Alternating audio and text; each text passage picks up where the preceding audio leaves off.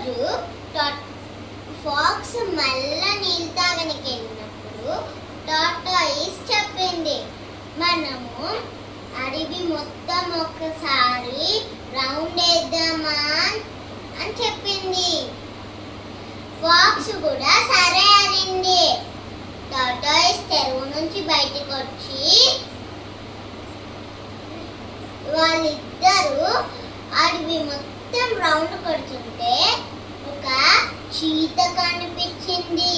చీతని చూసి నక్క భయపడి ఒక గుహలోనికి పారిపోయింది. టార్టాయిస్ ని పట్టుకొని చీత తిందామని చూస్తే టార్టాయిస్ మీద గవ్వ ఉంటుంది కదా, ఆ గవ్వ గట్టిగా ఉండేసరికి తినలేకపోయింది. నీ గవ్వ గట్టిగా ఉంది, నేను ఎట్లా తినను నేను అని అడిగితే, నన్ను నీళ్ళలో నానబెట్టు, అప్పుడు నేను నా గవ్వ మెత్తగా అవుతుంది అని చెప్పింది.